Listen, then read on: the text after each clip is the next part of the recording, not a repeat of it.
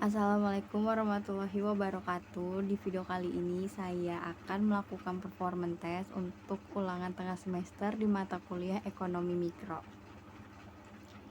Sebelumnya saya akan memperkenalkan diri terlebih dahulu. Saya Jessica Putri Weken dari Prodi Pendidikan Ekonomi kelas B dengan dosen pengampu di mata kuliah Ekonomi Mikro, Ibu Cynthia Anissa Rahman Putri, SPD MPDE. Baik, selanjutnya saya akan langsung memaparkan materi yang pertama, yaitu konsep dasar ilmu ekonomi.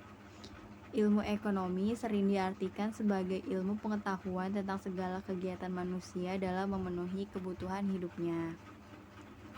Yang pertama, ilmu ekonomi dibagi menjadi beberapa kelompok, yaitu ilmu ekonomi murni atau ilmu ekonomi teori, yang kedua ilmu ekonomi terapan, yang ketiga ilmu yang sifatnya penunjang.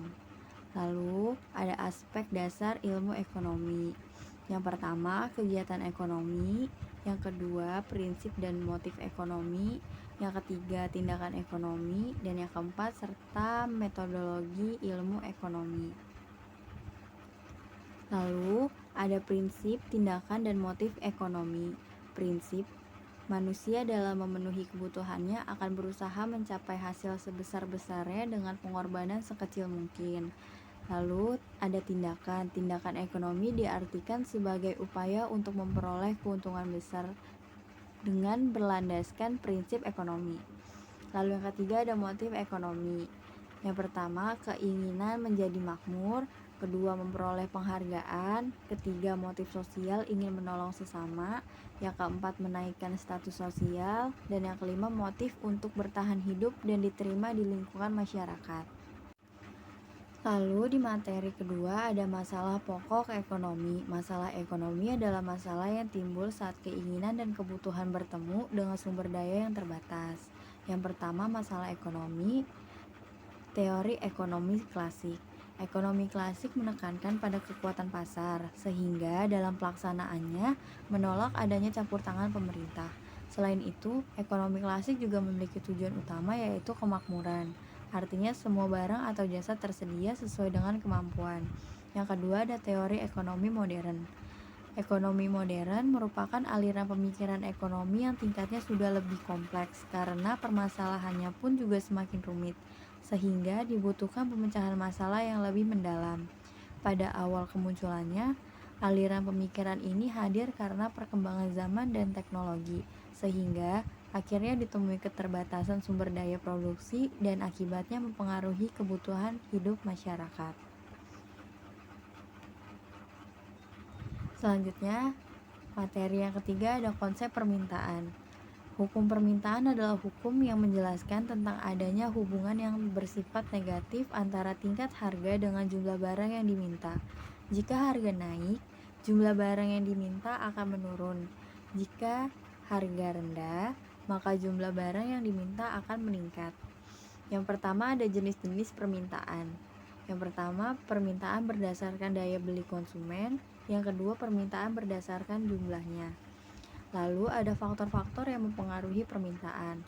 A. Ketersediaan dan perubahan harga barang sejenis atau barang pengganti dan pelengkap. Yang B. Jumlah pendapatan masyarakat.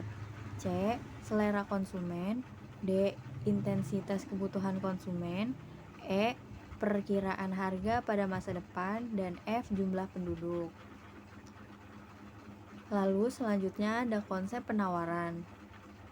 Penawaran adalah jumlah barang yang diminta oleh konsumen pada tingkatan harga dan waktu tertentu yang dilambangkan dengan D atau demand. Mengacu pada hukum permintaan, disebutkan bahwa semakin tinggi barang yang diminta, maka permintaan akan turun dalam kondisi ceteris paribus. Lalu ada faktor penawaran. A. Harga dari produk yang ditawarkan. B. Harga dari input yang digunakan untuk memproduksi produk tersebut atau biaya produksi. C. Harga komoditas-komoditas lain. D. Banyaknya perusahaan yang memproduksi produk sejenis yang ditawarkan. Dan E. Tingkat teknologi yang digunakan. Lalu yang kelima, ada keseimbangan pasar. Keseimbangan pasar adalah sebuah kondisi ketika terjadi keseimbangan antara jumlah produk atau jasa yang diminta maupun yang ditawarkan dalam harga tertentu. Yang pertama ada proses. A. Produsen menyediakan produk yang sesuai dengan permintaan konsumen. B. Pengendalian harga pasar. Lalu ada fungsi keseimbangan pasar. Yang pertama fungsi permintaan, yang B fungsi penawaran. Lalu di materi selanjutnya ada elastisitas permintaan. Elastisitas permintaan terjadi ketika harga suatu barang atau jasa berpengaruh besar terhadap permintaan konsumen. Jika harga turun sedikit, konsumen akan membeli lebih banyak. Jika harga naik sedikit, mereka akan berhenti membeli sebanyak mungkin dan menunggu harga kembali normal. Yang pertama ada faktor yang mempengaruhi elastisitas harga dan permintaan.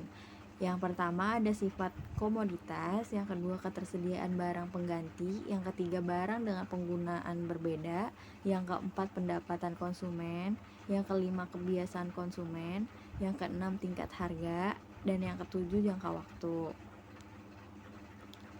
Lalu selanjutnya di materi ketujuh ada elastisitas penawaran. Elastisitas penawaran mendefinisikan pengaruh terhadap besar atau kecilnya level kepekaan perubahan jumlah barang yang ditawarkan terkait adanya perubahan harga dari barang tersebut. Yang pertama, terjadinya elastisitas penawaran ini sangat bergantung kepada jumlah faktor, yaitu ketersediaan barang, yang kedua, banyaknya produsen yang memproduksi barang tersebut, ketiga, inovasi teknologi. Lalu selanjutnya ada jenis-jenis elastisitas penawaran.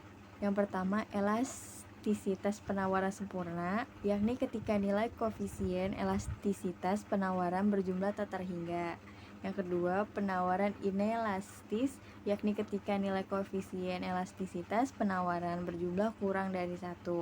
Yang ketiga, penawaran elastis, yakni ketika nilai koefisien elastisitas penawaran berjumlah lebih dari 1.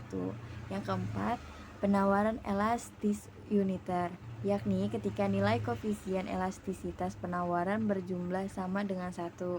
Lalu yang kelima, ada inelastisitas penawaran sempurna, yakni ketika nilai koefisien elastisitas penawaran berjumlah sama dengan 0. Baik, sekian pemaparan materi dari saya untuk tugas ulangan tengah semester mata kuliah Ekonomi Mikro. Sekian, terima kasih.